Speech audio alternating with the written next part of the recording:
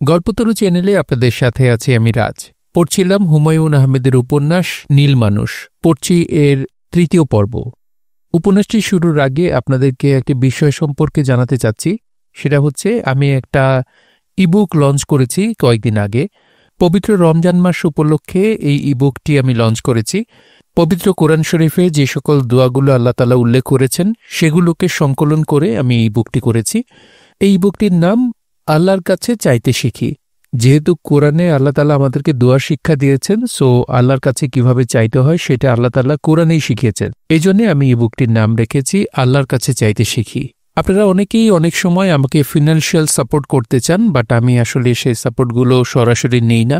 তবে আপনারা যদি এই ইবুকটি কিনে আপনারা কিন্তু এই ইবুকটি কিনে আমাকে পরোক্ষভাবে সাপোর্ট করতে পারেন। সো ইবুকটির লিঙ্ক আমি ডিসক্রিপশন বক্সে দিয়ে রেখেছি, সেই লিঙ্ক ভিজিট করে আপনারা ইবুকটি কিনতে পারেন। ইবুকটির দাম মাত্র ৪৯ টাকা। সো তেমন কোনো দাম কিন্তু রাখা হচ্ছে না, তবে ইবুকটিতে আপনারা পাবেন আপনাদের চাওয়ার চেয়ে অনেক বেশি।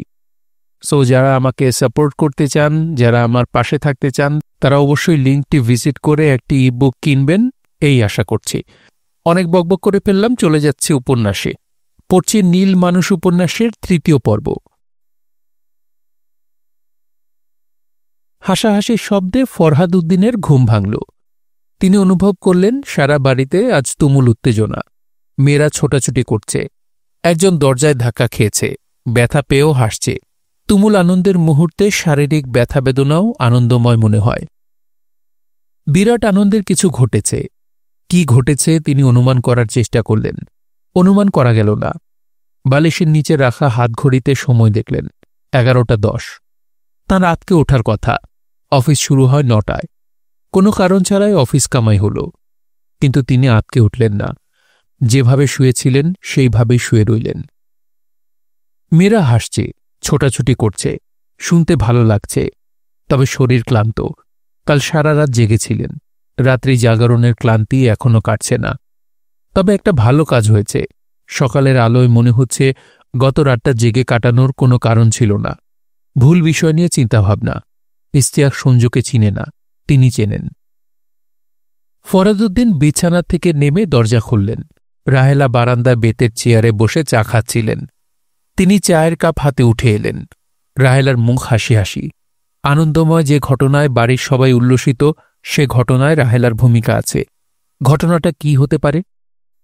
তোমার ঘুম শেষ পর্যন্ত ভাঙল? কতবার যে দরজা ধাক্কানো হয়েছে? ঘটনা কি বলো তো? অফিসও তো মিস করেছ। সে তো বলল তুমি সারা রাত ঘুমাওনি। সে রাত ৪টার সময় ঘুম ভেঙে পানি খেতে খাবার ঘরে এসে দেখে তুমি বারান্দায় বসে আছো। ফরহাদউদ্দিন বললেন, শরীরটা একটু খারাপ। শরীর খারাপ সে তো তোমাকে দেখেই বোঝা যাচ্ছে। আমার মনে হয় ডায়াবেটিস আরও বেড়েছে। ব্লাড সুগারটা আরেকবার দেখাও। এক কাজ করো, আজ যখন অফিসে যাওনি আজই যাও। দেখি। মিতু বাবাকে দেখতে পেয়ে দূর থেকে নাকি গলায় বলল, বাবা চা খাবে? চা বানিয়ে আনবো? ফরহাদউদ্দিন বিস্মিত হয়ে বললেন, এই মেয়ে নাকি গলায় কথা বলছে কেন? রাহেলা মুখের হাসি চাপতে চাপতে বললেন, সেতুর যে ছেলের সঙ্গে বিয়ে ঠিক হয়েছে সে নাকি নাকে কথা বলে, এই জন্যে সবাই নাকে কথা বলা প্র্যাকটিস করছে। নাকে কথা বলে? আরে না, নাকে কথা বলবে কি জন্যে? তোমার মেয়েরা হয়েছে জগতের ফাজিল, সবকিছু নিয়ে ফাজলামি করে। সেতুর ছেলে পছন্দ হয়েছে? মুখে বলছে ছেলে পছন্দ হয়নি, নাকে কথা বলে, কাজেই ভূত টাইপ ছেলে। আমার ধারণা খুবই পছন্দ। 10টার সময় ছেলের টেলিফোন এসেছে, সেতু এখনো কথা বলছে। বিয়ে কবে? বিয়ে কবে সেটা তো তুমি ঠিক করবে। তুমি মেয়ের বাবা, সবকিছু আমি ঠিক করব নাকি? নিতু বারান্দায় ছুটে এসে মাকে বলল, মা, সেতু আপা এতক্ষণ আপনি আপনি করে কথা বলছিল, এখন তুমি তুমি করে বলছে। এসো শুনে যাও, কি যে হাস্যকর লাগছে। রাহেলা বললেন, তোরা শোন, আমি কি শুনব? আড়াল থেকে শুনবে, খুব মজা পাবে। নিতু এসে মায়ের হাত ধরে টানছে। রাহেলা এমনভাবে এগুচ্ছেন যেন নিতান্তই অনিচ্ছায় যাচ্ছেন, অথচ তার চোখে মুখে আগ্রহ ফেটে বের হচ্ছে। ফরহাদউদ্দিন শান্তির নিঃশ্বাস ফেললেন। তার কাছে মনে হল সংসার অতি সুখের জায়গা, যে কোনো মূল্যে এই সংসার টিকিয়ে রাখতে হয়। রাহেলা মুখে আঁচল চাপা দিয়ে ফিরে আসছেন। ফরাদুদ্দিনের হঠাৎ ইচ্ছা করল মেয়েদের মতো নাকি সুরে কথা বলে রাহেলাকে চমকে দেন। স্ত্রীর দিকে তাকিয়ে তিনি যদি বলেন, কি হয়েছে, মুখে আঁচল চাপা দিয়ে হাসছ কেন? তাহলে কেমন হয়? না, ভালো হয় না। মেয়ে জামাইকে নিয়ে রসিকতা করা যায় না। রাহেলা বললেন, কি হয়েছে, এমন খাম্বার মতো দাঁড়িয়ে আছো কেন? হাত মুখ ধুয়ে এসো, নাস্তা খাই। আমি তোমার জন্য এখনো নাস্তা খাইনি। ফরাদুদ্দিন বললেন, কনক কোথায়? কনক কলেজে গেছে, ওর পরীক্ষার রুটিন দিবে। ফরাদুদ্দিন বললেন, আজ যখন অফিস মাটিই হলো, তখন এক কাজ করা যায়। চলো আমরা সবাই মিলে চিড়িয়াখানায় যাই। কখন যাবে? এখন চলো। সেতু বলছিল তোমার মাথা খারাপ হয়ে যাচ্ছে। এখন তো মনে হচ্ছে আসলেই তাই। দুপুরের এই রোদে কেউ চিড়িয়াখানায় যায়? আর তোমার মেয়েদের কি এখন চিড়িয়াখানায় যাবার বয়স আছে? বরং এক কাজ করো, চলো রাতে সবাইকে নিয়ে বাইরে কোথাও খেতে যাই। চলো যাই। ছেলেটাকেও খেতে বলি, তুমি তো তাকে দেখোনি, দেখবে, কথা টথা বলবে। আচ্ছা বলো। রাহেলা আনন্দিত ভঙ্গিতে এই খবর বড় মেয়েকে দিতে গেলেন। আর তখনই ফরাদুদ্দিনের মনে পড়ল আজ তার দুলিদের বাসায় যাবার কথা। ইস্তিয়াক কি যেন বলবে। দুলি তাকে বাইং মাছ খাবার দাওয়াত দিয়েছে। ভালো ঝামেলা হয়ে গেল। ফরাদুদ্দিন ঠিক করলেন সন্ধ্যায় সন্ধ্যায় ও বাড়িতে যাবেন। আধ ঘণ্টাখানি থেকে চলে আসবেন। দুলিকে বলবেন মাছের তরকারিটা ফ্রিজে রেখে দিতে, পরে কোনো একদিন এসে খেয়ে যাবেন। দুলিকে বিষয়টা বুঝিয়ে বললে সে বুঝবে, দুলি অবুঝবে না। সঞ্জুর ঘরের দরজা খোলা। চায়ের কাপ নিয়ে ফরাদুদ্দিন ছেলের ঘরের দিকে এগুলেন। তার কাছে মনে হল হঠাৎ করে অফিস বাদ দিয়ে ভালোই হয়েছে। কাজের দিনের সংসারের স্বাদটা পাওয়া যাচ্ছে।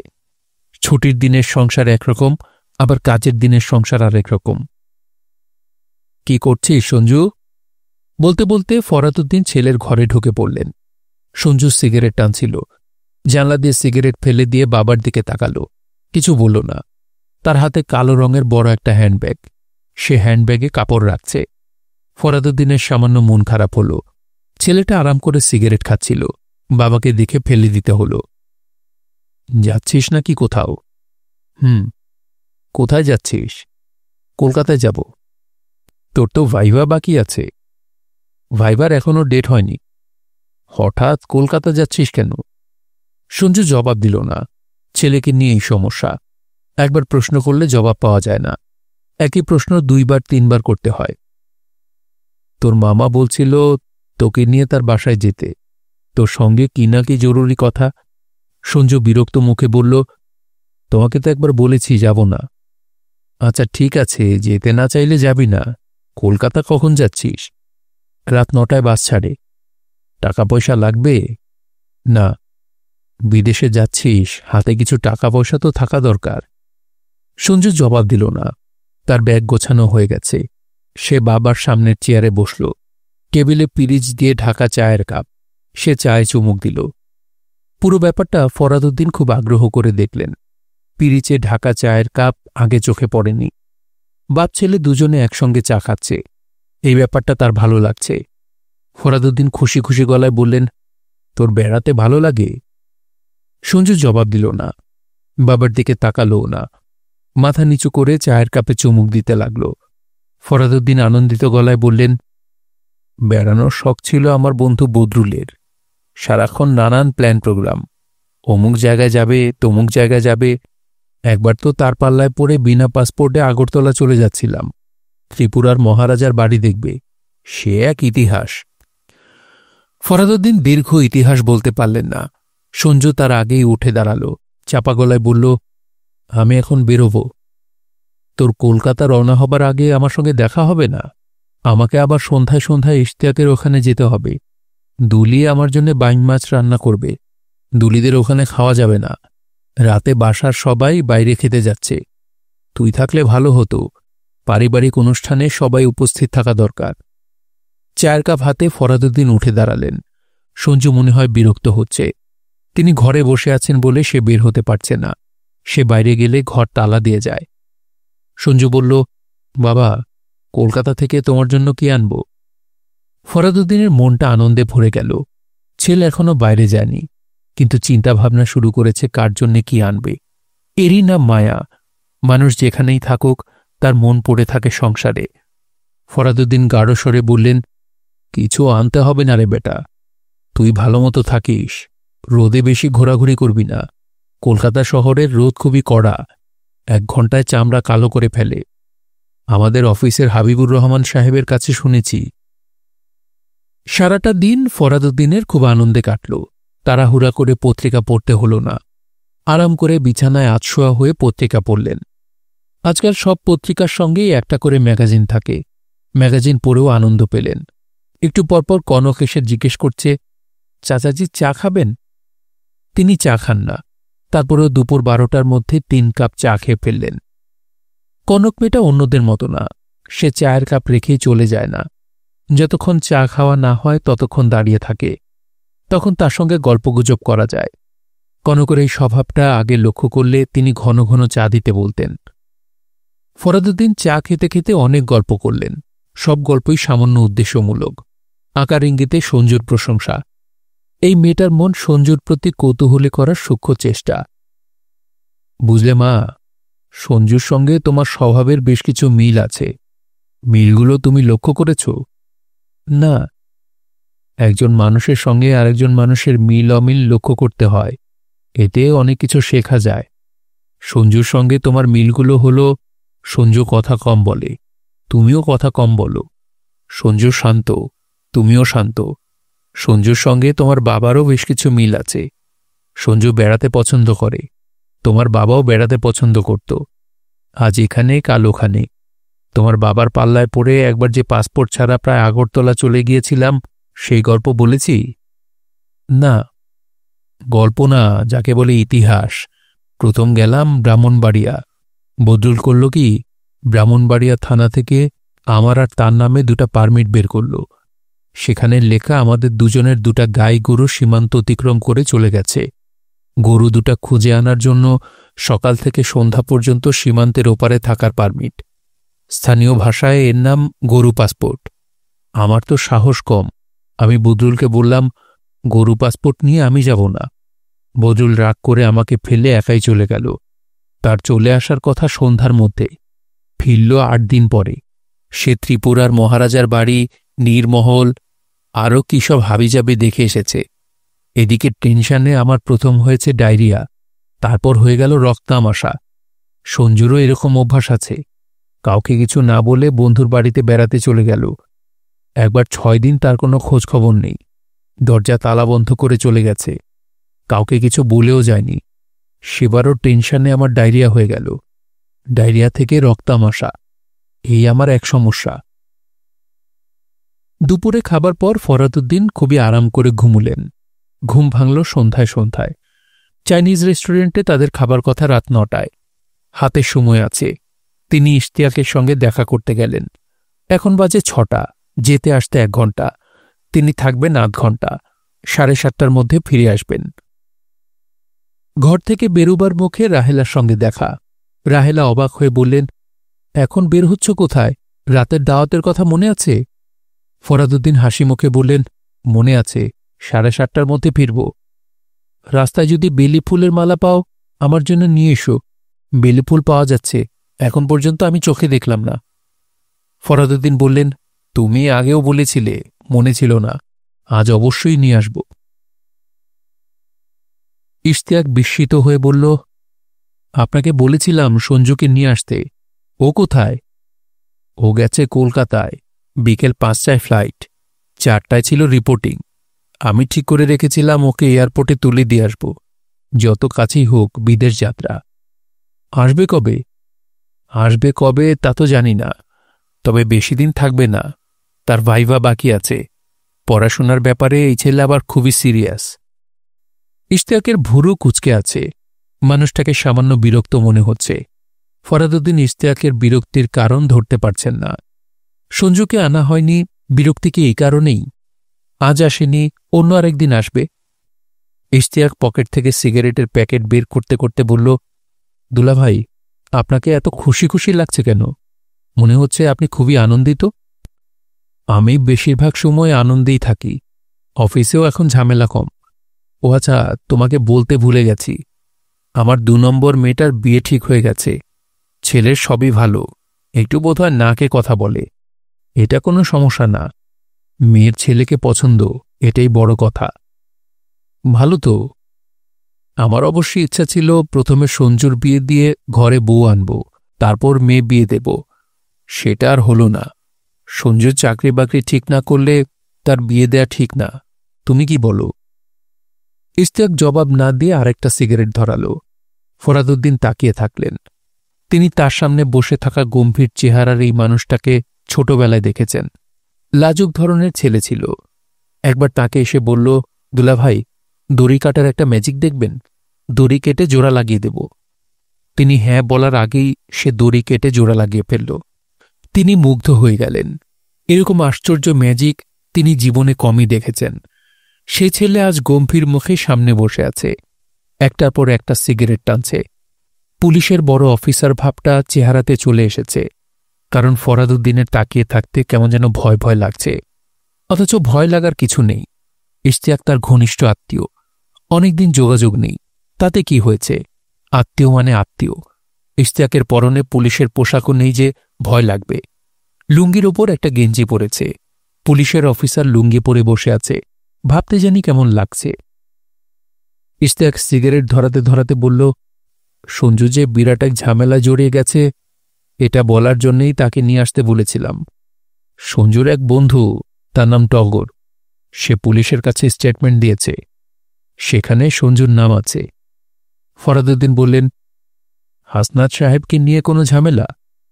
সঞ্জু হাসনাত সাহেবের সঙ্গে কি গণ্ডগোল করেছে আমি জানি না, তবে আমার ধারণা তুমি একটা ভুল করছ। হাসনাতকে সে চিনে না। টগর নামের যে ছেলেটা সঞ্জুর কথা বলেছে, সে অন্য কোনো সঞ্জুর কথা বলেছে। ঢাকা শহরে অনেক সঞ্জু আছে। আমি যখন কলেজে পড়তাম তখন আমার সঙ্গে আরও 2 জন ফরহাদ পড়ত। এক ক্লাসে 3 ফরহাদ। ভেবে দেখো কি অবস্থা। আমাদের 3 জনকে আলাদা করার জন্যে ছাত্ররা আমাদের কি ডাকত জানো? একজনকে ডাকত বেফরহাদ। বেফরহাদ মানে বেকুব ফরহাদ। আরেকজনের নাম ছিল বু ফরহাদ। বু ফরহাদ মানে বুদ্ধিমান ফরহাদ। আর 3rd জনের নাম গু ফরহাদ।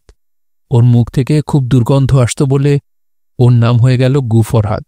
মুখে গু ফরহাদ বলতে খারাপ লাগে বলে আমরা ডাকতাম জি ফরহাদ। জি হল গু। ফরাদউদ্দিন শরীর দুলিয়ে হাসছেন। ইশতিয়াকের মুখে হাসি নেই। ফরাদউদ্দিন খুবই অবাক হয়ে দেখলেন ইশতিয়াকেরও কপালের মাঝখানের 2টা রগ ফুলে উঠেছে। কপালের রগ ফোলানোর এই ব্যাপারটা সঞ্জু নিশ্চয়ই তার মামাদের কাছ থেকে পেয়েছে। ছেলেমেয়েরা মামাদের দিকগুলি বেশি পায়। দুলাভাই, আপনি মন দিয়ে আমার কথা শুনুন। মন দিয়েই তো শুনছি। যতটুকু মন দিয়ে শুনছেন তার চেয়েও একটু বেশি মন দিন। হাসনাত নামের এক ভিডিও ব্যবসায়ী খুন হয়েছে। যে 3 জন মিলে তাকে খুন করেছে, সেই 3 জনের একজন সঞ্জু। ফরাদউদ্দিন তাকিয়ে আছেন। তিনি ইশতিয়াকের কথা শুনতে পাচ্ছেন, আবার একই সঙ্গে আরও একজনের কথা শুনতে পাচ্ছেন, তবে বুঝতে পারছেন না, কারণ সে বিড়বিড় করছে। ফরাদউদ্দিনের মনে হল তার মাথা খারাপ হয়ে যাচ্ছে। মাথা পুরোপুরি খারাপ হবার আগে মাথার ভেতর নানান রকম শব্দ হয়। ইশতিয়াক ঝুঁকে এসে বলল, ভালো করে মনে করে দেখুন, এপ্রিল মাসের 9 তারিখ থেকে 13 তারিখ পর্যন্ত সে বাড়িতে ছিল না। মোট 5 দিন। মনে পড়েছে? ফরাদউদ্দিন হ্যাঁ সূচক মাথা নাড়লেন। ফরাদউদ্দিন বিড়বিড় করে বললেন, আমি তোমার কথাবার্তা কিছুই বুঝতে পারছি না। সঞ্জু তো হাসনাত নামের কাউকে চিনেই না। হাসনাতের নাম শুনে সে আকাশ থেকে পড়েছে। ইশতিয়াক বিরক্ত গলায় বলল, দুলাভাই, আপনি বোকা নাকি বোকার ভান করছেন এটা বুঝতে পারছি না। আমার ধারণা আপনি ভান করছেন। ভানে কাজ দেবে না, বাস্তব চিন্তা করতে হবে। সঞ্জু লুকিয়ে কলকাতায় বসে আছে। কতদিন সে ওখানে থাকবে? 1 সপ্তাহ, 2 সপ্তাহ, 1 বছর? তাকে তো দেশে আসতে হবে। দেশে এলেই অ্যারেস্ট হবে। আর যদি তার অনুপস্থিতিতে মামলা চলে, তাহলে ডেথ পেনাল্টি তো হবেই, ফাঁসিতে ঝুলতে হবে। ফরাদউদ্দিন অবাক হয়ে তাকিয়ে রইলেন। ইশতিয়াকের কোনো কথাই এখন তার মাথায় ঢুকছে না। এখন মনে হচ্ছে ইশতিয়াক ফিসফিস করে কথা বলছে। বেশিরভাগ কথাই শব্দহীন। ঠোঁট নড়ছে, কিন্তু শব্দ হচ্ছে না। তার নিজের মাথাও এখন সামান্য দুলছে। এটা হচ্ছে সিগারেটের গন্ধে। সিগারেটের ধোঁয়া তা সহ্য হয় না, অথচ একটা লোক তার সামনে একটার পর একটা সিগারেট খেয়ে যাচ্ছে। আপনি ভেঙে পড়বেন না, আমি আছি। আমার যা করার আমি করব। ব্যাপারটা জানাজানি হতে দেয়া যাবে না। অ্যারেস্ট হয়ে কোর্ট কাচারি হয়ে ছাড়া পাওয়া এক কথা, আর একেবারেই জানাজানি না হওয়া আরেক কথা। বুঝতে পারছেন কি বলছি? পারছি। কাজেই শুরুতে টাকা দরকার, ভালো অ্যামাউন্টের টাকা দরকার। ও আচ্ছা, পুলিশের যে অফিসার এই কেসটা ইনভেস্টিগেট করছে তাকে আমি সঞ্জুর কথা বলেছি। ওনার নাম মকবুল হোসেন, ডিবির পুলিশ ইন্সপেক্টর। কেসটা চলে গেছে ডিবিতে। মকবুলকে বলা হয়েছে ফাইনাল রিপোর্টে যেন সঞ্জুর নাম না যায়। ফাইনাল রিপোর্টটা কি? ফাইনাল রিপোর্ট হলো পুলিশ তদন্ত করে একটা চার্জশিট দেয়। মকবুল কাজটা করবে, তবে তাকে আলাদা করে টাকা দিতে হবে। কোনো উপায় নেই, ৬-৭ লাখ টাকা খরচ হবে। ঘটনাটা কি ঘটেছিল শুনতে চান? কি ঘটনা? হাসনাতের খুন হবার ঘটনা। এরা তিনজনে মিলে কাজটা কিভাবে করল? ফরাদউদ্দিন কিছু বললেন না। এখন তার পেটে মোচড় দিচ্ছে, নিঃশ্বাসও সামান্য কষ্ট হচ্ছে। মাথায় পানি ঢালতে পারলে ভালো হতো। দুলাভাই, মন দিয়ে শুনুন কি ঘটনা। হাসনাতের ভালো নাম মোহাম্মদ আবুল হাসনাত। আপনাদের বাড়ির কাছেই তার কেবল কানেকশনের অফিস আছে, নাম হোম ভিডিও। তার একটা ভিডিওর দোকানও আছে, সেটার নাম সানশাইন ভিডিও। এটাও আপনাদের বাড়ির কাছে। অফিসে যেতে আসতে নিশ্চয়ই দেখেছেন। সঞ্জু প্রায় ভাড়া করে ভিডিওর দোকান থেকে ক্যাসেট আনত। সেই সূত্রে ভিডিওর দোকানের মালিকের সঙ্গে তার ভালো পরিচয়। হাসনাতকে সে ডাকত হাসনাত ভাই। মাঝে মাঝে সে আর তার দুই বন্ধু মিলে হাসনাতের বাসায় আড্ডা দিত, মট্টত খেত। কি খেত? মদ, ফেন্সিডিল এইসব খেত। ঘটনার দিন সকালবেলা সঞ্জু টেলিফোন করে হাসনাতকে দোকান থেকে বের করে নিয়ে এলো। ফরাদউদ্দিন ক্লান্ত গলায় বললেন, শরীরটা খুব খারাপ লাগছে, আরেকদিন শুনব। তাছাড়া আজ একটু তাড়াতাড়ি বাসায় ফিরতে হবে। যে ছেলেটার সঙ্গে সেতুর বিয়ে হচ্ছে তাকে নিয়ে আমরা বাইরে কোথাও খেতে যাব। ইশতিয়াক বলল, আমার তো মনে হয় আপনার এখনই শোনা উচিত। রিয়েলিটি ফেস করতে হবে, হবে না? আপনার যে একজন মামা ছিলেন, ধুরন্ধর প্রকৃতির মানুষ, শালু মামা, ওনাকে অফিসে ডেকে এনেছিলাম। তিনি পুরো ঘটনা জানেন। ও, তার সঙ্গে সব কথা হয়েছে। আমাদের প্ল্যান অফ অ্যাকশন কি হবে সেটাও আলাপ হয়েছে। প্রথম কথা, ছেলেকে ফাঁসির হাত থেকে বাঁচাতে হবে। দ্বিতীয় কথা, জানাজানি করা যাবে না। আপনার শরীর কি বেশি খারাপ লাগছে? তাহলে থাক, আমাকে আবার একটু বেরোতে হবে। আপনি খাওয়া দাওয়া করে যাবেন না? দুলি আপনার জন্য বাইন মাছ আনিয়েছে। দুলি হাসনাতের পুরো ব্যাপারটা জানে, আপনি ওর কাছ থেকেও জেনে নিতে পারেন। ফরাদউদ্দিন চোখ বড় বড় করে তাকিয়ে আছেন। অদ্ভুত ঘটনা। ইশতিয়াক কি বলছে এখন তিনি কিছুই বুঝতে পারছেন না। বিদেশি কোনো ভাষায় কথা বললে যেমন ক্যাচক্যাচ শব্দ মাঝে শোনা যায়, সেরকম শোনা যাচ্ছে। ইশতিয়াক চেয়ার ছেড়ে উঠে দাঁড়াল। ফরাদউদ্দিনের মনে হল তার বুকের ওপর থেকে বড় একটা চাপ নেমে গেছে। এতক্ষণ কেউ একটা পাথর বসিয়ে রেখেছিল। ইশতিয়াক চেয়ার ছেড়ে উঠে দাঁড়াবার সঙ্গে সঙ্গে কেউ একজন পাথরটা সরাল। ফরাদউদ্দিন পা উঠিয়ে চেয়ারে বসে রইলেন। দুলি যখন এসে বলল, দুলাভাই খেতে আসুন, তিনি সঙ্গে সঙ্গে উঠে দাঁড়ালেন। আজ রাত ৮টায় তার যে সবাইকে নিয়ে খেতে যাবার কথা তার মনে রইল না। হঠাৎ তার মনে হল প্রচণ্ড খিদে পেয়েছে। খিদে পেটের ভেতর মোচড় দিচ্ছে। দুলি অনেক কিছু রান্না করেছে। কাঁঠালের বিচি দিয়ে শুটকি মাছ, বাইন মাছের ঝোল, চেপা ভর্তা, কুমড়া ফুলের বড়া। খেতে বসে ফরাদউদ্দিনের মন ভালো হয়ে গেল। কুমড়া ফুলের বড়া সেই কবে ছেলেবেলায় খেয়েছিলেন, আর খাওয়া হয়নি। দুলি বলল, আজ সব স্পেশাল আইটেম রান্না হয়েছে। চিংড়ি মাছের একটা প্রিপারেশন আছে, গরম ভেজে দিতে হয়। সব রেডি করে রেখেছি, আপনি খেতে বসলেই ভেজে নিয়ে আসব। ফরাদউদ্দিন বললেন, তুমি তো অনেক ঝামেলা করেছ। দুলি বলল, যে খেতে ভালোবাসে তাকে খাওয়াতে ভালো লাগে। এ বাড়িতে কেউ খেতে পছন্দ করে না। ইশতিয়াকের কাছে খাওয়াটা অত্যাচারের মতো। ডাল ভাত সে যেমন অনাগ্রহের সঙ্গে খাবে, পোলাও কোরমাও সেরকম অনাগ্রহের সঙ্গে খাবে। দুলাভাই, আপনি খাওয়া শুরু করুন। একা একা খাবো? বাসায় আর কেউ নেই যে আপনার সঙ্গে বসবে। আমি বসতে পারি। আমি বসলে মাছ ভেজে দেবে কে? আপনি সঞ্জুর ব্যাপারটা মাথা থেকে ঝেড়ে ফেলে আরাম করে খান। ওর ব্যাপারে ভাবছি না। সঞ্জুর মামা সব ব্যবস্থা করবে। আমার সঙ্গে কথা হয়েছে, মকবুল সাহেবকে বুঝিয়ে বলা হয়েছে। মকবুল সাহেবকে? Investigating officer, police inspector. ও আচ্ছা, সেদিন বাসায় এসেছিলেন, আমিও কথা বলেছি। ভালো করেছ। এখন যা করতে হবে তা হচ্ছে ভালো একটা মেয়ে দেখে সঞ্জুর বিয়ে দিতে হবে। সংসারের জোয়াল কাঁধে পড়লে অন্য কোনো দিকে তাকাতে পারবে না। ওর নিজের কোনো পছন্দের মেয়ে যদি না থাকে আমাকে বলবেন, আমার হাতে ভালো ভালো কিছু মেয়ে আছে। আচ্ছা, খাওয়া শুরু করুন। প্রথম খান কুমড়া বড়া। ফরাদুদ্দিন খেতে শুরু করলেন। যখন খেতে বসেছিলেন তখন মনে হয়েছিল খিদে নেই, এখন মনে হচ্ছে প্রচুর ক্ষুধা। ভালো রান্না বিরাট গুণ। দুলি খুবই গুণী মেয়ে। দুলাভাই, বড়া খেতে ভালো হয়েছে? খুব ভালো হয়েছে। বড়া ভাজায় 10-এ আমাকে কত নম্বর দিবেন? 10-এ 9। এখন চ্যাপা ভর্তা খান। চ্যাপা ভর্তা যে ঠান্ডা ভাত দিয়ে খেতে হয় এটা জানেন? না, চ্যাপা ভর্তায় খুব ঝাল দেওয়া হয় বলে গরম ভাত দিয়ে খাওয়া যায় না, ঠান্ডা কড়কড়া ভাত দিয়ে খেতে হয়। ঠান্ডা ভাত আমি আলাদা করে রেখেছি। তুমি দেখি দারুণ একটা মেয়ে। বাইম মাছের তরকারিটা এত ভালো হয়েছে যে খেয়ে ফেলতে পর্যন্ত মায়া লাগছে। দুলি বলল, আমি অনেকবার শুনেছি পারুলাপা আপনার কথা উঠলেই নাকি বলতেন, আপনার মতো ভালো মানুষ পৃথিবীতে জন্মায় না। আপনি এমন কি করতেন যে পারুলাপা এই ধরনের কথা বলতো? ফরাদুদ্দিন লজ্জিত গলায় বললেন, আমি এমন কিছু করিনি।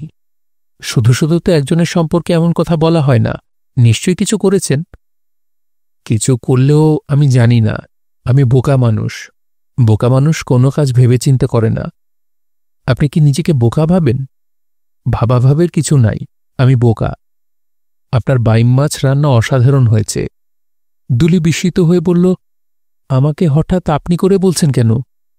ফরাদুদ্দিন লজ্জিত গলায় বললেন, ভুল হয়ে গেছে। আমার মাথাটা নষ্ট হয়ে যাচ্ছে। সব কেমন আওলা ঝওলা লাগে। কোনটা আমার বড় মেয়ে আর কোনটা মেজো ধরতে পারি না। ছোটজনকে নিয়ে কোনো সমস্যা হয় না, বড় দুজনকে নিয়ে খুব ঝামেলা হয়। আপনাকে বলতে ভুলে গেছি, আমার মেজো মেয়েটার বিয়ে ঠিক হয়েছে। ওর নাম মিতু না সেতু এই মুহূর্তে মনে পড়ছে না। ওদের নাম রাখার একটা ফর্মুলা বের করেছিলাম, MSN ফর্মুলা। এটাতেও ঝামেলা লেগে গেছে। MSN নাকি SMN নিয়ে গণ্ডগোল। আমার কথাবার্তা আপনি মনে হয় কিছু বুঝতে পারছেন না।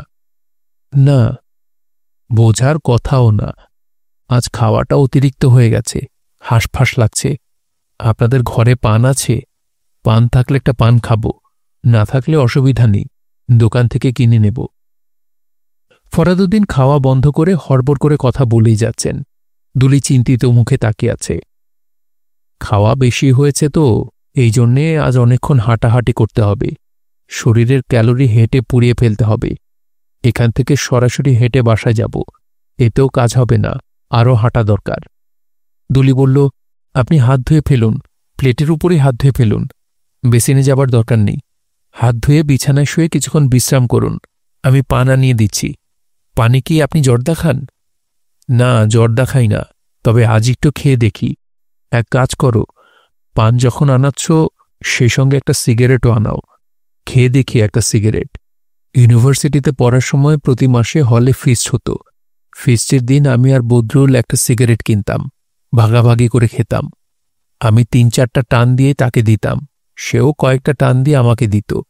ওই সিগারেট টানাটানি থেকেই বদরুলের সিগারেটের নেশা ধরে গেল, আমার ধরল না। আপনার জন্যে তো ভালোই। বদরুলের মেয়েটা এখন আমার কাছে আছে, কনক নাম, অতি ভালো মেয়ে। দেখি একবার আপনার কাছে নিয়ে আসব। বেশ তো, নিয়ে আসবেন। আমার মনে একটা গোপন ইচ্ছা আছে, সঞ্জুর সঙ্গে মেয়েটার বিয়ে দেয়া। হবে কিনা জানি না, বিয়ের ব্যাপারটা আল্লাহ পাক ঠিক করে রাখেন, এখানে মানুষের কোনো হাত নেই। দুলি বলল, আপনার কি শরীর খারাপ লাগছে? কেমন করে যেন নিঃশ্বাস নিচ্ছেন।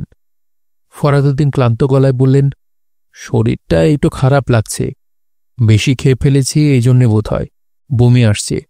আপনাদের বাথরুমটা কোন দিকে? তিনি বাথরুম পর্যন্ত যেতে পারলেন না, তার আগেই ঘর ভাসিয়ে বমি করলেন।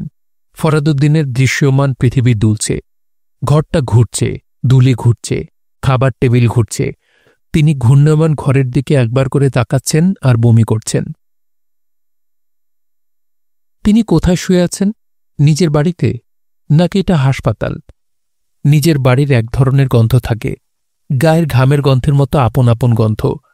সেই গন্ধটা এখন পাচ্ছেন না। তাছাড়া চোখে আলো লাগছে। হাসপাতালের ওয়ার্ডে বাতি কখনো বন্ধ করা হয় না, সারা রাত চোখে আলো লাগে। গলব্লাডার অপারেশনের সময় তিনি 8 দিন হাসপাতালে ছিলেন, সেই স্মৃতি মনে আছে। ফরাদুদ্দিন পিটপিট করে চোখ মেলে আবারও বন্ধ করে ফেললেন। সঙ্গে সঙ্গে কেউ একজন কপালে হাত রাখল। ফরাদুদ্দিন স্বস্তির নিঃশ্বাস ফেললেন। এটা হাসপাতাল না। হাসপাতালে চোখ মেলা মাত্র কেউ কপালে হাত রাখে না। রাহেলা বললেন, এখন কেমন লাগছে? ফরাদুদ্দিন নিচু গলায় বললেন, ভালো। তোমাকে ওরা রাত 11টার সময় দিয়ে গেছে, এখন বাজে 3:30। এতক্ষণ তুমি ঘুমাচ্ছিলে? ও আচ্ছা। আমি যে কি ভয় পেয়েছি একমাত্র আল্লাহ পাক জানেন। ঘরের আলোটা একটু নেভাও না, চোখে লাগছে। রাহেলা বললেন, ঘরে বাতি জ্বলছে না তো, বারান্দায় বাতি। ও আচ্ছা। আর মানুষজন কোথায়?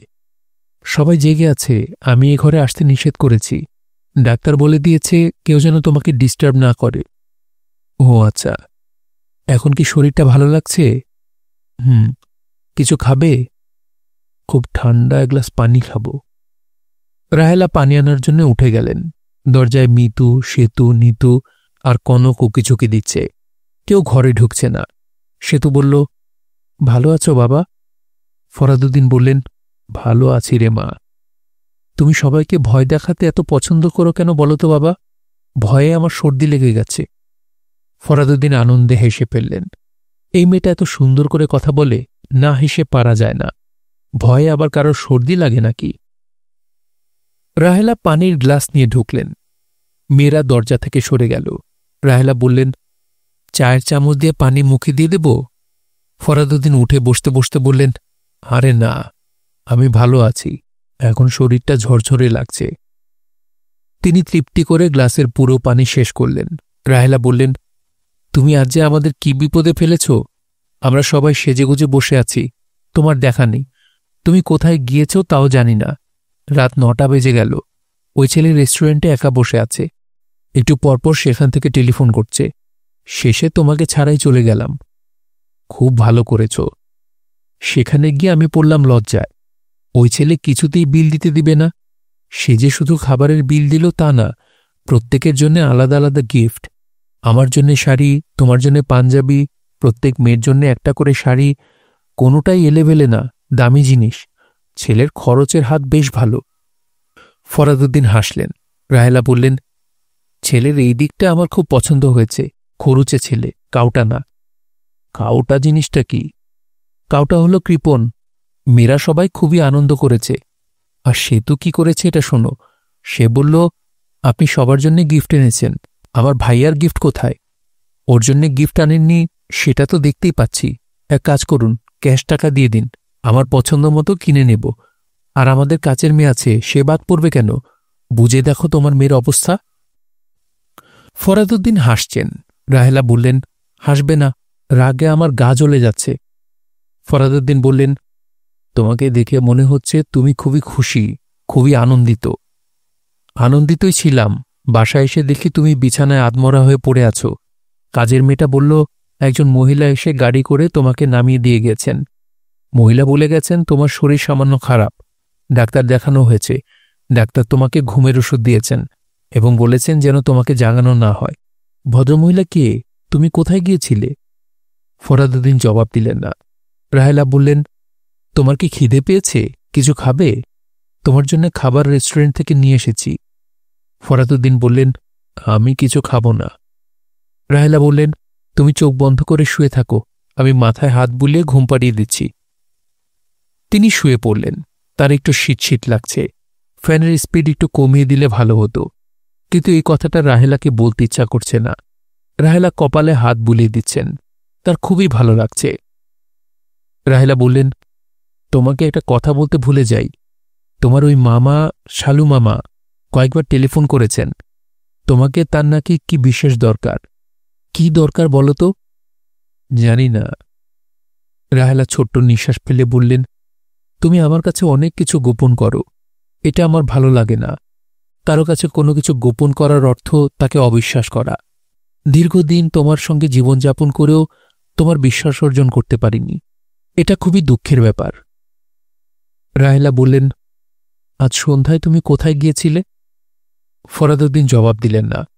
এরকম ভাব করলেন যেন ঘুমিয়ে পড়েছেন। ইচ্ছা করে নিঃশ্বাসের শব্দ ভারী করলেন। রাহেলার প্রশ্নের জবাব দিলে তাকে সত্যি কথা বলতে হবে, আগামী ডিসেম্বর পর্যন্ত মিথ্যা বলা যাবে না। রাহেলাকে এই মুহূর্তে কোনো সত্যি কথা বলতে ইচ্ছা করছে না। তুমি ঘুমিয়ে পড়েছ? ফরাদুদ্দিন ঘুমের অভিনয়টা আরও ভালো করার চেষ্টা করলেন। গাঢ় ঘুমের সময় মানুষ নিঃশ্বাস দ্রুত ফেলে না ধীরে ধীরে ফেলে এটা মনে পড়ছে না। মনে পড়লে ভালো হতো। শালুমামা বললেন, ব্যাপার কি? তুই তো বুড়ো হয়ে গেছিস, চুলটুল পাকিয়ে, গাল ভেঙে কি অবস্থা? সাপার দাঁত পড়েছে?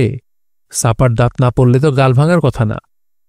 ফরাদুদ্দিন বিব্রত ভঙ্গিতে হাসলেন। শালুমামা তার থেকে খুব কম করে হলেও 15 বছরের বড়। তাকে মোটেও সেরকম লাগছে না। সুন্দর করে আঁচড়ানো কুচকুচে কালো চুল, পরনে ঘি রঙের ফতুয়া, মুখ ভর্তি হাসি। এক একবার হাসছেন, ধবধবে সাদা দাঁত ঝকঝক করে উঠছে। মানুষের এত সাদা দাঁত সচরাচর চোখে পড়ে না। ফরাদুদ্দিন মোটামুটি মুগ্ধ চোখে তার মামার দাঁতের দিকে তাকিয়ে আছেন।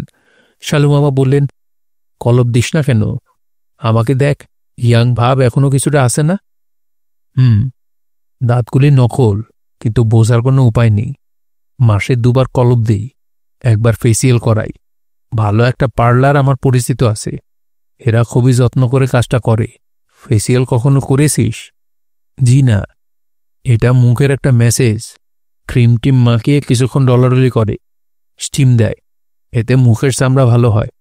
চামড়ায় যে দাগ পড়ে দাগগুলি উঠে যায়, বয়স কম লাগে। বুড়ো সেজে ঘুরে বেড়ানোর দরকার কি? কোনো দরকার নেই। তোর অফিস ঘরে সিগারেট খাওয়া যায় তো? যায়। বাসলাম, আজকাল বেশিরভাগ অফিসে নো স্মোকিং করে দিয়েছে।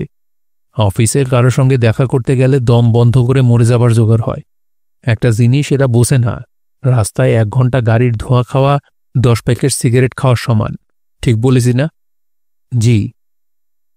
শালুমামা ফতুয়ার পকেট থেকে সিগারেটের প্যাকেট বের করতে করতে বললেন, চা দিতে বল, আর দরজা টেনে দে, জরুরি কথাগুলি শেষ করি। এখানে কথা বলতে অসুবিধা আছে নাকি ক্যান্টিনে চলে যাব? এখানেই বলুন। শালুমামা সিগারেট ধরাতে ধরাতে বললেন, ইশতিয়াকের কাছে সঞ্জুর ঘটনা শুনে আমার কচ্ছপের মতো অবস্থা হয়েছিল। হাত পা সব দেখি শরীরের ভেতর ঢুকে যাচ্ছে। বলে কি, আমাদের সঞ্জু? দুধের শিশুর এই কি কারবার? ফরাদুদ্দিন বললেন, ঘটনা ঠিক না। সঞ্জু হাসনাত নামে কাউকে চিনে না। চিনে না? জি না, ওরা ভুল করেছে, নাম গুলিয়ে ফেলেছে। শালুমামা চিন্তিত গলায় বললেন, পুলিশ এমন জিনিস যে ওরা যদি শুদ্ধ করে তাহলেও বিপদ, যদি ভুল করে তাহলে আরও বড় বিপদ। আমাদের যেটা করতে হবে সেটা হলো বিপদ কাটিয়ে বের হতে হবে। বিয়ারা চা নিয়ে এসেছে। শালুমামা চায়ের কাপে চুমুক দিয়ে তৃপ্তি শব্দ করলেন। ফরাদুদ্দিন মামার দিকে তাকিয়ে আছেন। মানুষটাকে দেখে তার ভরসা লাগছে, এমনভাবে কথা বলছে যেন কিছুই হয়নি। ফরহাদ। জি মামা। তুই কোনো রকম চিন্তা করিস না, চিন্তা ভাবনার ব্যাপারটা তুই আমার উপর ছেড়ে দে। সঞ্জু কি করেছে এটা কাকপক্ষীয় টের পাবে না। আমরা পুরো ঘটনায় গিলে ফেলব। ও কিছু করেনি মামা। ফাইন, অতি উত্তম। না করলে তো ভালো, করবেই বা কেন? ও ভদ্রলোকের ছেলে না? যাই হোক, পুলিশ যখন সন্দেহ করছে তাদের সন্দেহ দূর করতে হবে। ইনভেস্টিগেটিং অফিসারের সঙ্গে আমি অলরেডি কথা বলেছি। নম্র, ভদ্র, বিনয়ী, নাম মকবুল। মকবুল সাহেব বলেছেন, স্যারের আপন ভাগ্নে, স্যারের অতি প্রিয় বোনের একমাত্র ছেলে। বোন মারা গেছেন, ছেলেটাই শুধু আছে, সেটা আমি দেখব। তবে হইল গভীর পানির মাছ। মাছ বলা ঠিক না, সে হল মৎস্য, গভীর পানির মৎস্য, 10,000 ফুট নিচের পানির জিনিস। ও আচ্ছা। হারামিটা এক ফাঁকে আমাকে বুঝিয়ে দিয়েছে টাকা পয়সা লাগবে, অনেকের মুখ বন্ধ করতে হবে, মামলা অন্যভাবে সাজাতে হবে তার খরচা। আমি এমন ভাব করেছি যে তার কথাবার্তা বুঝতে পারছি না। সঞ্জু এত বড় ঘটনা ঘটিয়েছে, এই দুঃখে আমি অস্থির, এরকম একটা ভাব ধরলাম। ভালো করেছি না? জি। তুমি যদি হও গভীর জলের মাছ, আমি পাতালের মাছ। আমাদের সঙ্গে ইশতিয়াক আছে, আসামির আপন মামা। নিজেদের মধ্যে পুলিশের বড় অফিসার থাকায় সুবিধা হয়েছে, না থাকলে অসুবিধা হতো না, ফাঁক দিয়ে বের করে নিয়ে আসতাম। শালুমামা আরেকটা সিগারেট ধরিয়ে গলা নিচু করে বললেন, টাকা খরচ করতে হবে। তোর টাকা পয়সার অবস্থা কি? 1,02,000 টাকা এই মুহূর্তে লাগবে। এক কাজ কর, টাকাটা ইশতিয়াককে দিতে বল, ওরই তো ভাগ্নে। মাছের তেলে মাছ ভেসে ফেলি। তোর বলতে লজ্জা লাগলে আমি বলতে পারি, বলবো? ফরাদউদ্দিন চুপ করে রইলেন। হঠাৎ করে তার মাথায় যন্ত্রণা হচ্ছে। শালুমামা কি বলছেন মাথায় পুরোপুরি ঢুকছে না। শালুমামা গলা নামিয়ে বললেন, সঞ্জুর মা তার বাপের সম্পত্তির অংশ তো পাবে, টাকাটা সেখান থেকে দিক। তুই ঝিম মেরে বসে আছিস কেন? কিছু বল। কি বলবো? টাকা পয়সার ব্যাপারটা কি করা যায় সে সম্পর্কে কিছু বল। ভাতের হাড়ির ঢাকনার মতো পড়ে থাকলে তো হবে না, অ্যাকশনে যেতে হবে। সঞ্জু যে কলকাতায় গিয়েছিল ফিরেছে? ফিরেছে। কবে ফিরেছে? গতকাল সকালে। থাকছে কোথায়? তোর বাড়িতে? হ্যাঁ। ওর তো তোর ওখানে থাকা ঠিক না। ইনভেস্টিগেটিং অফিসার যাবে, নানান যন্ত্রণা করবে, টাকা বের করার জন্য নানান প্যাচ খেলতে থাকবে। সঞ্জুকে আমার বাড়িতে পাঠিয়ে দিবি। তাছাড়া ওর সঙ্গে আমার ক্লোজ সিটিংয়ের দরকার আছে। প্ল্যান অফ অ্যাকশন ঠিক করতে হবে। কি প্ল্যান অফ অ্যাকশন? আমি কয়েকটা প্ল্যান ঠিক করেছি। প্রত্যেকটা প্ল্যানের ভালোও আছে, মন্দও আছে। চিন্তা ভাবনা করে যে কোনো একটা নিতে হবে। পুলিশ ফাইনাল রিপোর্টে তার নাম লিখবে না এটা ধরে নিলাম, ইশতেহাক আছে। আমরাও টাকা খাওয়াবো। তারপরও ব্যাকআপ সিস্টেম থাকা দরকার। ব্যাকআপ সিস্টেম মানে কি? ধর লাস্ট মোমেন্টে কোনো একটা সমস্যা হইল, পুলিশ সঞ্জুর নাম বাদ দিল না, নাম ঢুকিয়ে দিল, তখন যাতে কেটে বের হয়ে যেতে পারি সেই ব্যবস্থা থাকা দরকার। তোর অফিসের চা তো খুব ভালো, আরেক কাপ খাই। এখানে না, চল তোদের ক্যান্টিনে বসে খাই। আমি আবার এক জায়গায় বেশিক্ষণ বসতে পারি না। তোর ক্যান্টিনে নাস্তার ব্যবস্থা কি? আসার ধরা পড়েছে, ঘন্টায় ঘন্টায় সলিড ফুড পেটে যাওয়া দরকার। আর শোন, তুই মুখ এমন ভোতা মেরে বসে আছিস কেন? কন্ট্রোল পুলিশের হাতে না, আমার হাতে। নিশ্চিন্ত মনে থাক। টাকা পয়সা নিয়েও চিন্তা করবি না, জোগাড় হয়ে যাবে ইনশাল্লাহ। এদিকে আরেক কাজ করব, কোনো একটা মাদ্রাসার তালেবুল এলেমদের দিয়ে 1,40,000 বার খতমে নিউজ পড়াই ফেলব। আল্লাহও খুশি রইল। ক্যান্টিনে ঢুকে শালুমামা 2টা সিঙ্গাড়া এবং আলুর চপ খেলেন। চাইনিজ চিকেন কর্ন স্যুপ পাওয়া যাচ্ছে, এক বাটি 25 টাকা। স্যুপেরও অর্ডার দিলেন। ভাগ্নের দিকে তাকিয়ে বললেন, তোর যে সত্যি কথা বলার একটা বাতিক উঠেছিল সেটা এখনো আছে? ফরাদউদ্দিন হ্যাঁসূচক মাথা নাড়লেন। কত বছরে যেন তোর প্ল্যান? 20 না 25? 20। শেষ হবে কবে? ডিসেম্বরে। ডিসেম্বরের 3 তারিখ। তখন কি হবে? তুই কি পীর দরবেশ কিছু হয়ে যাবি? না, তখন মনের ইচ্ছা পূর্ণ হবে। শালুমামা ছোট্ট নিঃশ্বাস ফেলে বললেন, তুই যে এত বোকা জানতাম না। ডিফ অ্যান্ড ডাম, অর্থাৎ বোবারা কি মিথ্যা কথা বলতে পারে? তারা সারা জীবনে মিথ্যা বলতে পারে না, কথাই বলতে পারে না, মিথ্যা বলবে কি? তাদের কোন ইচ্ছাটা পূর্ণ হয়? তুই যে শুধু বোকা তা না, মহাবোকা। এই জন্যে তোকে অত্যাধিক স্নেহ করি। তোকে কতবার বলেছি কোনো সমস্যায় পড়লে আমার কাছে আসবি, নিজে নিজে সলভ করতে পারবি না, তোর সেই ক্ষমতা নেই, সব গুবলেট করে ফেলবি। আছে কোনো সমস্যা? না। সমস্যা ছাড়া মানুষ আছে? বন আছে, পাখি নাই, মানুষ আছে, সমস্যা নাই? এটা কখনো হবে না। ভেবে টেবে দেখ। একটা ঠিকানা জোগাড় করে দিতে পারবে মামা? শালুমামা বিস্মিত হয়ে বললেন, কার ঠিকানা? কনক বললে একটা মেয়ে আমার এখানে থাকে, তার মার ঠিকানা। ভদ্রমহিলা কাউকে কিছু না বলে অস্ট্রেলিয়ার ইমিগ্রেশন নিয়ে চলে গেছেন। অনেক চেষ্টা করে ওনার অস্ট্রেলিয়ার ঠিকানা পাচ্ছি না। তোর বন্ধু বদরুলের বউয়ের কথা বলছিস? তোমার মনে আছে? মনে থাকবে না কেন? তার ঠিকানা বের করা কোনো ব্যাপারই না। অস্ট্রেলিয়ান এম্বাসির মাধ্যমে এগোতে হবে। সরাসরি এম্বাসির কাছে গেলে ওরা পাত্তা দিবে না। রেডক্রসের মিসিং পারসন ব্যুরোর মাধ্যমে যোগাযোগ করতে হবে। তো একটা কাগজে ভদ্রমহিলার নাম লিখে দে, নাম, বাবার নাম, স্বামীর নাম, পাত্তা লাগিয়ে দেব। এটা কোনো মামলাই না, 7 ধারার মামলার মতো সহজ মামলা। কোর্টে ওঠার আগেই খালাস। স্যুপ এসে গেছে। শালুমামা গভীর আগ্রহে স্যুপ খাচ্ছেন। ফরাদউদ্দিনের কেমন জানি গা গুলাচ্ছে, বমি ভাব হচ্ছে। মনে হচ্ছে স্যুপ থেকে কোনো বাজে গন্ধ ফরাদউদ্দিনের নাকে আসছে, কাঁচা মুরগির মাংসের গন্ধ। তার কি ঘ্রাণ শক্তি ফিরে আসছে? তুই এমন নাক কুচকাচ্ছিস কেন? শরীর খারাপ লাগছে। এক বাটি স্যুপ খা, স্যুপটা এরা ভালো বানায়। 10 এদের 8, 8:30 দেয়া যায়। মাঝে মাঝে তোর অফিসে এসে স্যুপ খেয়ে যাব। গাদাখানিক সিঙ্গারা সমোসা খাওয়ার চেয়ে এক বাটি স্যুপ খাওয়া ভালো। ফরাদউদ্দিন বমি আটকে রাখার প্রাণপণ চেষ্টা করতে লাগলেন। সঞ্জু কলকাতা থেকে ফেরার পর তার সঙ্গে যখন দেখা হলো তখন ফরাদুদ্দিনের এমন হল। সঞ্জুর গা থেকে কি কোনো গন্ধ আসছিল? ভেজা কাপড় অনেকদিন ট্রাঙ্কে রেখে দিলে ছাতা পড়ে এক ধরনের গন্ধ বের হয়, সেরকম কিছু, যে গন্ধে বমি বমি ভাব হয়, কিন্তু বমি হয় না। খুব অস্বস্তির ব্যাপার। সঞ্জুর সামনে তিনি বমি বমি ভাব নিয়ে বসে রইলেন। সঞ্জু বলল, বাবা, তোমার জন্য একজোড়া স্যান্ডেল এনেছি, রাদুর স্যান্ডেল। সঞ্জু ব্যাগ থেকে স্যান্ডেল বের করে তার সামনে রাখল। তখনই তিনি বুঝলেন এতক্ষণ তিনি যে গন্ধ পাচ্ছেন সেটা কাঁচা চামড়ার গন্ধ। সঞ্জুর সামনে ব্যাপারটা বুঝতে পারেননি। শালু মামার সামনে বসে মনে হচ্ছে ঘ্রাণ শক্তি সত্যি সত্যি ফিরে আসছে। তার জীবনে খুবই আশ্চর্যজনক ঘটনা ঘটতে যাচ্ছে। তিনি ঘ্রাণ শক্তি ফিরে পাচ্ছেন। কাগজি লেবুর গন্ধ কেমন তিনি ভুলেই গেছেন। প্রথম যেদিন পাবেন সেদিন আশ্চর্য একটা ঘটনা ঘটবে। প্রথম হয়তো কিছুক্ষণ বুঝতেই পারবেন না গন্ধটা কিসের। ফরহাদ, তুই ঝিম ধরে আসিস কেন? শরীরটা ভালো লাগছে না মামা। অফিস থেকে ছুটি নিয়ে নে, আমার সঙ্গে চল। কোথায় যাব? ইন্টারেস্টিং কোনো জায়গায় নিয়ে যায় চল।